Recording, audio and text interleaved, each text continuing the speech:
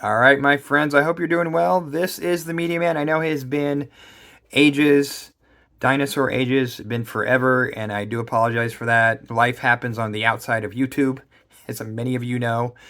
So a lot of moving, a lot of different things happening. But I really miss you guys. I really miss this. And as you can see, I'm doing something that I have never done on my channel. If you follow my channel or used to follow my channel, you know I was mostly about games, and that's still going to be there. Just so no panicking, like you're panicking. But that'll still be part of it. A lot of developers have sent me games, and developers, I'm very sorry.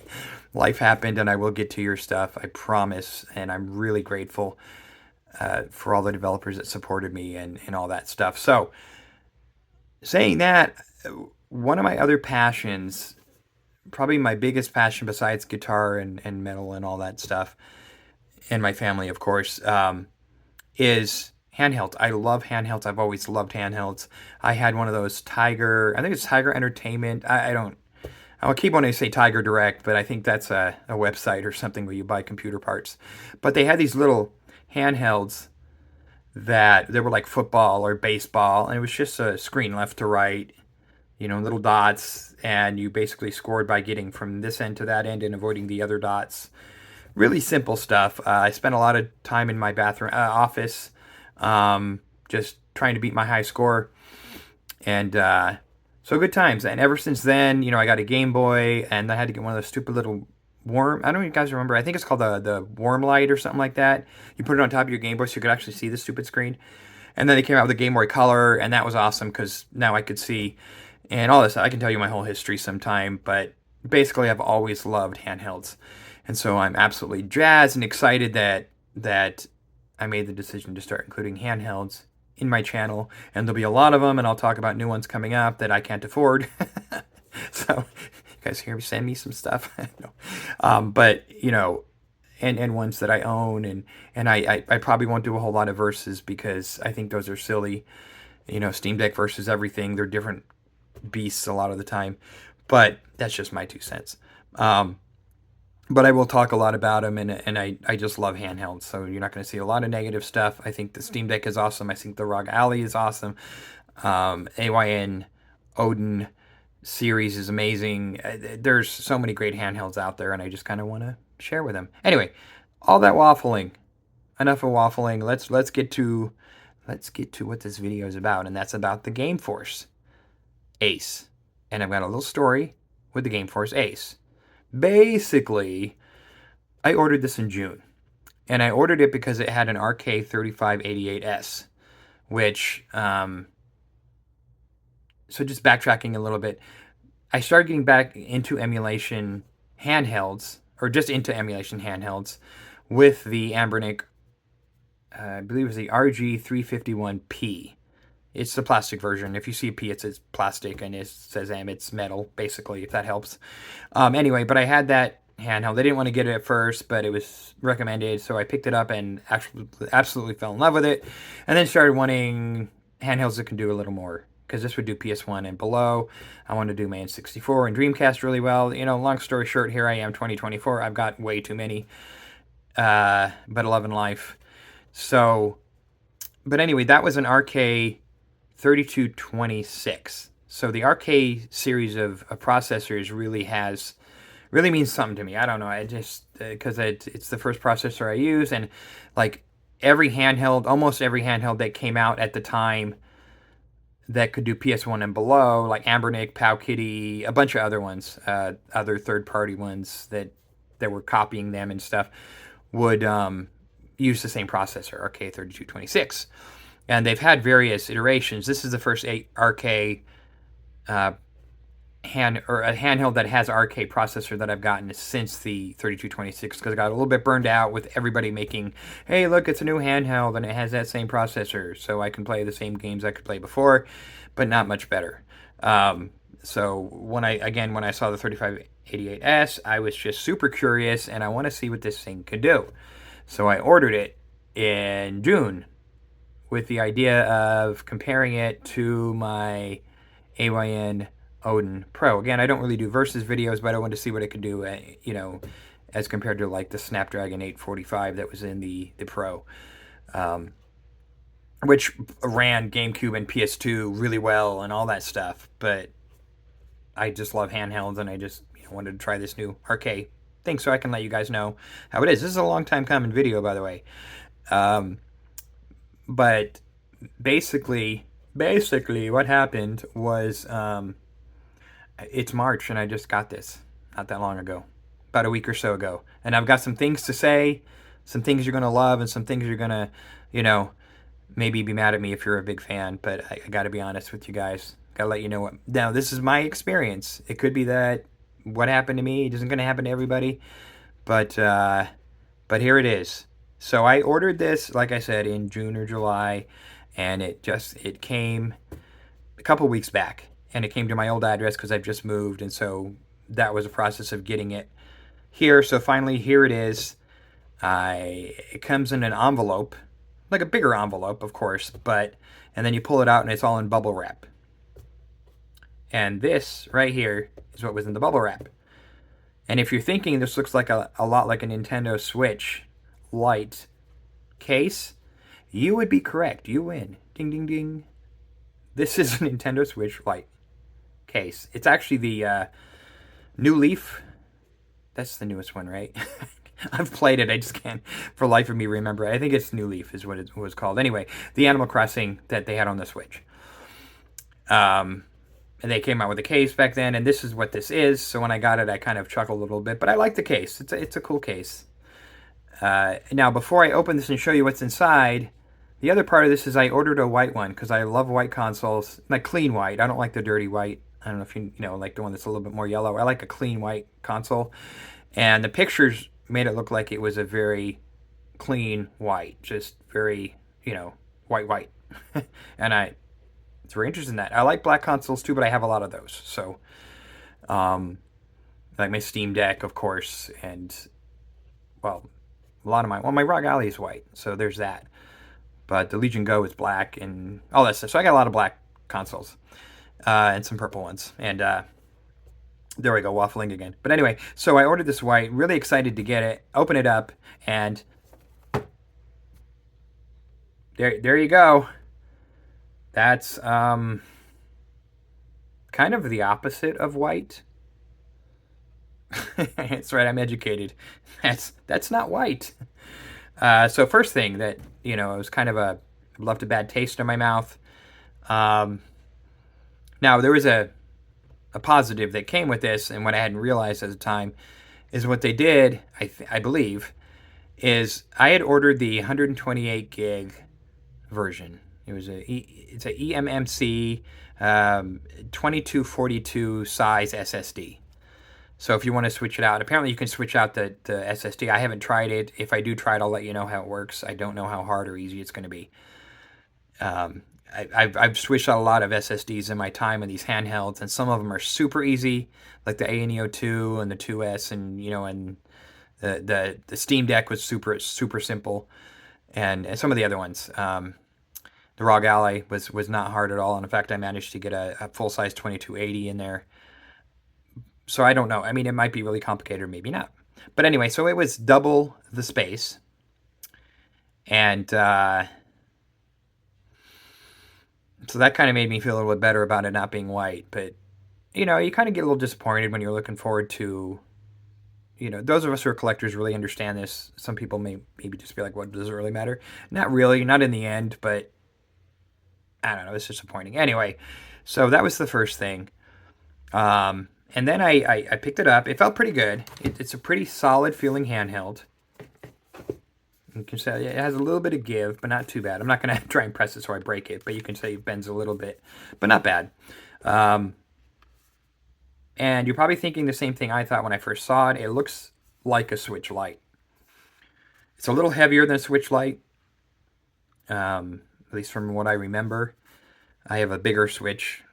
Gave my kids my Switch Lite, so. But from what I remember, it's the Switch Lite's lighter than this. It's got a little bit more little heavier. But otherwise, yeah, it looks a lot like it. The analog sticks are Hall sensor, so they're a little stiffer than I expected, but they still feel good. They still work real well, and of course they're clickable and all that. The buttons are kind of clicky and loud, but I don't mind that on buttons, like on regular face buttons. D-pad feels pretty good. It's not a bad D-pad. I can see myself playing some Street Fighter and stuff with this. No, I didn't do the Contra test or any of that, so that may be for another video if you guys want to know. But I haven't actually tried the D-pad that much. Usually when I get these ones that are a little more powerful, I tend to play more what I call analog sticky games, because I can use my other handhelds for those, the 2D ones and stuff. But it has a start, select, home, and then this is your function button, which allows you, when system's on, of course, allows you to press it, and then all your screens will come up. Like, so if you were playing a game and you just kind of swiped and then did something else, it'll show all your screens. Pretty standard stuff. On top, you have your power button. And then this is really weird. I don't know if you can see this. I'm going to see if I can get it up there. Hopefully it's not too blurry. Anyway, it's got the plus right here and the minus right there, which to me is like really backwards. And it was weird, like when I'm playing a game. And it also does this weird thing, what we'll talk about after I boot up the unit. But yeah, I think that's kind of weird. I've seen it on some other handhelds, and I just think that's kind of odd, because to me, volume up should be to the right. It's a nitpicky thing, but there's another issue with it we'll talk about in just a minute. The triggers are loud, which I don't love.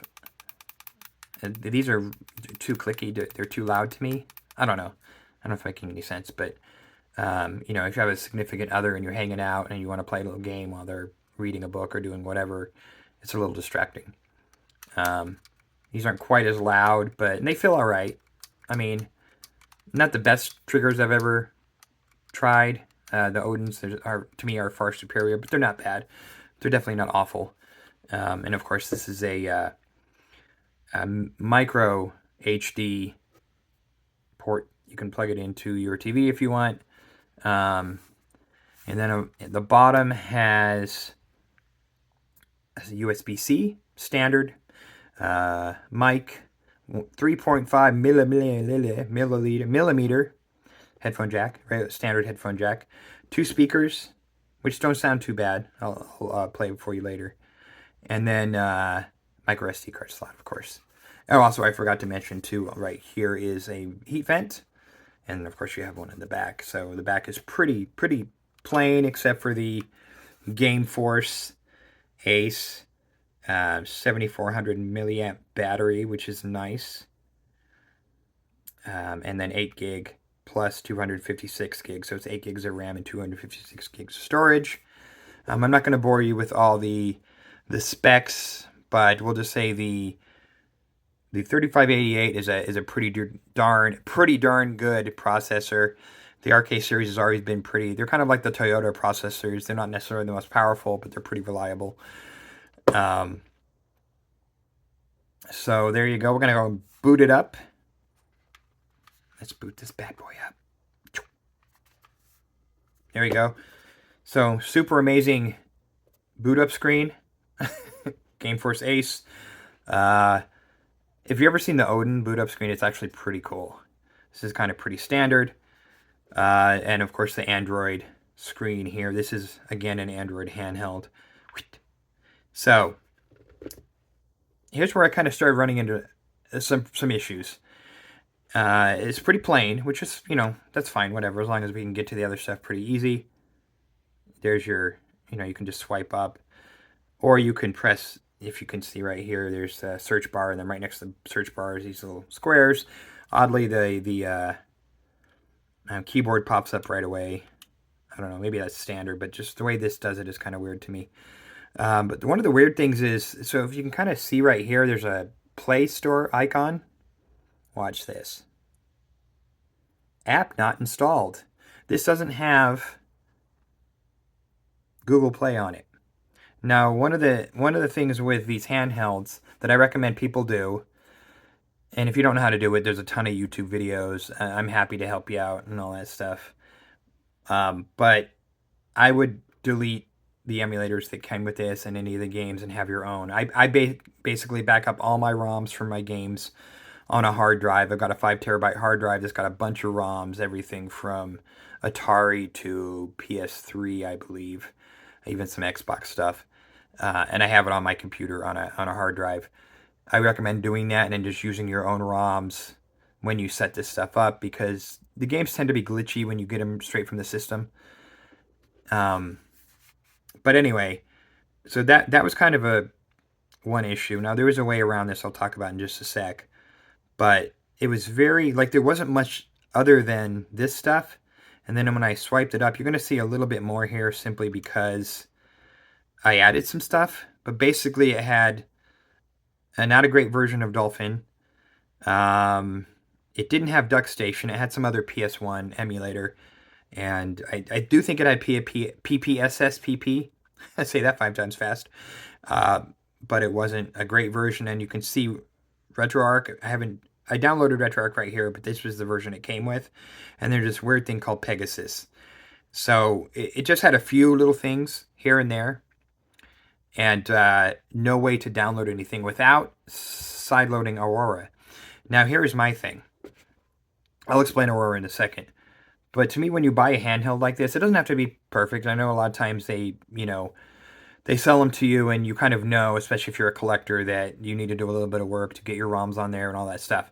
But this was such a mess when I got it. I mean, I had to sideload Aurora just so that I can download some emulators and other like normal stuff. So, um, so yeah, there was that issue. Um, and I had another issue that kind of you ever tell somebody like there's an issue with your car and it makes this weird noise and you start the car and drive and it's fine. What kind of happened with me with this because I was going to show you guys something that really like irritated me. I tried to start up Dolphin and one of the triggers didn't work like at all. But I'm gonna show you kind of. It still kind of has an issue, but so this was built into the system, and this is one piece of software that it did come with, and it's a gamepad tester. You can download your own if you want, but it shows you that the sticks work. Now, first of all, this is kind of weird, right? I'm moving the analog stick and look at the D-pad. Can you see that? Like it's do do do do do do. Like it's almost like moving with the analog stick, which is kind of weird. Now, when you do the D-pad, that's fine. D-pad's a D-pad, no problem. And I don't notice it in games so far. It doesn't seem to be causing any issues. I just think it's weird. Now there's the right analog stick. That works fine. And as you can see, when you push them in, they highlight red, which means they're working. The buttons work fine. R1, L1 works fine. R2, L2. Now, when I first did this, the L2 wouldn't even light up like that. When it shows gray, that means it's pressing down. It's recognizing it. It wouldn't recognize it. It just started doing this. I don't know if they had a software update or what. I promise I'm not crazy, but it wouldn't do that. Now, there's still an issue with it if you notice. R2, right? I'm slowly pressing. Watch. Oh. So it's more sensitive to how hard you press it down. So if you're playing a racing game and you want to go slower or faster, you can use, the trigger will work that way. The L2, I'm doing the same thing. It just goes whoop. And if you do both, watch. I'm pressing the same amount. And the L2 just, and I'm not even pressing it hard. So it's a bit too sensitive. I don't know if that's going to be a thing through all the systems. I don't know if there's some kind of software thing they can do. Mine might be kind of janky. I'm not going to send it back simply because I have so many handhelds and it's still functional. But I did notice that. But before it's so funny because it wasn't working at all. Now it works, which is weird. Of course, you have your start and your select button. And then I'm not going to press the home and the other one because it's going to bring me home. But actually, I'm going to because I'm going to do this. And we'll go home. We'll go out of that. But imagine getting this and this was pretty much all you had. Except for a couple apps that weren't very good. And it was just, you can swipe up and that shows up, which is cool, I guess. Or press that button. But, yeah, I mean, in order to get it to work, I had to download Aurora. And if you don't know what Aurora is, it's basically like the Play Store. It's a third-party kind of thing, but you can do most of the Play Store. Play Store is smoother. It's better, so if you can use the Play Store. I had a hard time for whatever reason, sideloading the Play Store, so I went with Aurora. And I'm hoping that they actually put on a better OS than what they have on here. Jealous or something. But for now, I did get it to work. So we can talk about the gameplay and stuff like that. But it was a real hassle. Like if you're trying to find something that's just real smooth, well, as smooth as they can be, because again, most handhelds you have to do a little bit of work with. Put your own ROMs on and stuff. At least I recommend that. Unless you buy it already, you can go onto Etsy and already have these set up for you, and then you don't worry about it. But anyway, it was just a lot. It was a headache, to be honest. And I didn't use it for a full week because I was so frustrated. I spent hours trying to figure this thing out. And I'm intermediate. I consider myself intermediate at this. I don't know everything, but I know enough to get around it. I know how to put my own ROMs on. I know how to sideload stuff. I know how to get it working, but it fought me on everything. So it was kind of weird. But now that we have it running, let's talk about gameplay stuff. Okay, so I'm going to boot up Zelda real quick. If you want, I can do a whole video of what this will run and what this won't run. I will tell you PS2 and GameCube are fine. And anything else doesn't really matter as much because there isn't... Well, I don't know if there's Wii U on an Android. But I think PS2 and GameCube is about the highest that Android goes right now with the emulators they have.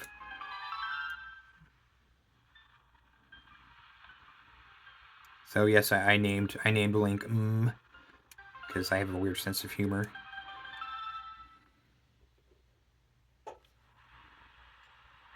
So I've had no issues. This is running great. No stuttering at all. Here we go. Let's get some jewels. See, that's the L trigger, which wasn't working before, so I don't know if they did something. And I do want to be clear. A lot of times you see people they show off emulation stuff, and they do this part without the fighting. And I'm gonna try and do a video later where, when I've gotten farther and I'm in the forest with my sword, show you how it does with more action, because there's not a whole lot going on in this area, except for the water. But it looks great. This is a beautiful 1080p screen. It's a 5.5 inch IPS screen, and so I'm very impressed with the screen quality.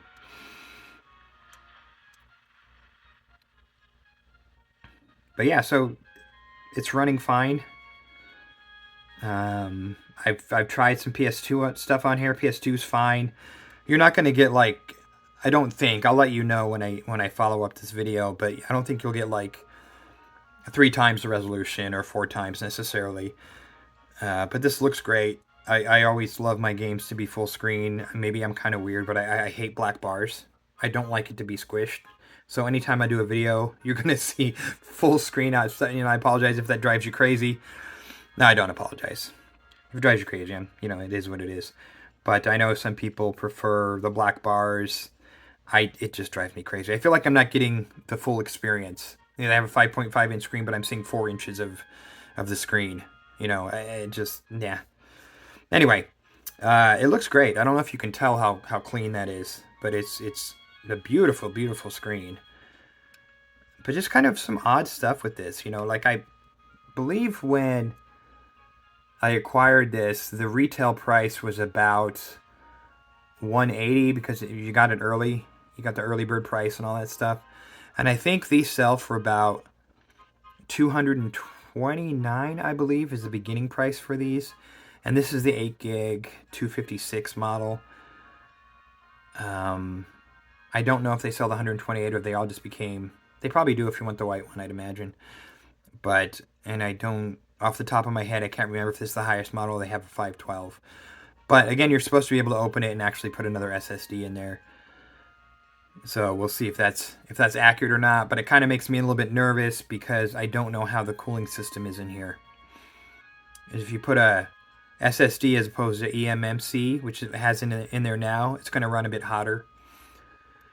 I probably should be fine, but anyway, I'll let you know if I decide to do that. If you guys want to see that, let me know. And let me know in the comments if there's any other handhelds you want to, you want to see, or you have any kind of questions about or anything like that. If you have any questions about the Ace, um, would I buy it? I kind of like it better now, and I do want to test it a bit more. But I have this. I have this thing, and so you can get the original AYN Odin Pro, just something to think about, for $200, I believe. And I think sometimes they have the 2 for closer. I think I've seen it for $250 before. I'm not 100% sure if it's on sale now or not, but these go for about $300, the AYN Pro, I think. I'm trying to remember. I've seen them for $300 or $400, and I can't. I got an early bird price, and I also, because I've been supporting them with the AYN Pro and then the Loki as well, which is a cool little handheld. It's got a 6800U. It took forever to come out, and actually the Pro 2, the AYN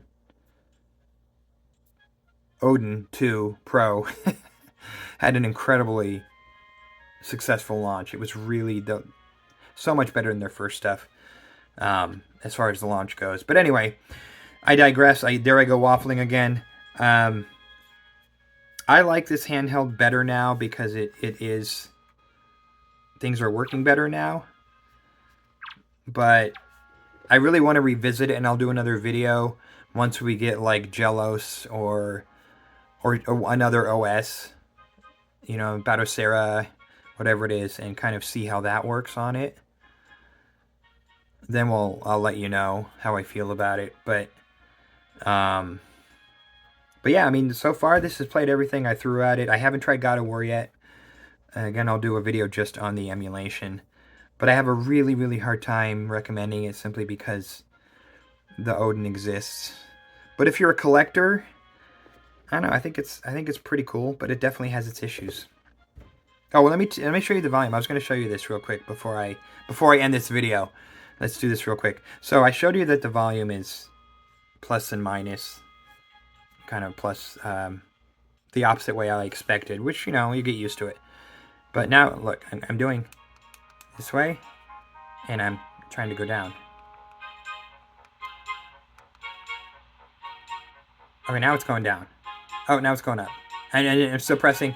Like, it has this weird glitch. Now, if you just use your finger, you can go up and down on the screen, which is fine. But it's really weird. Like, if I'm going up, and I'll show you. We'll just see if you can see that. I'm sorry, it's blurry. But here we go. Now let's go down.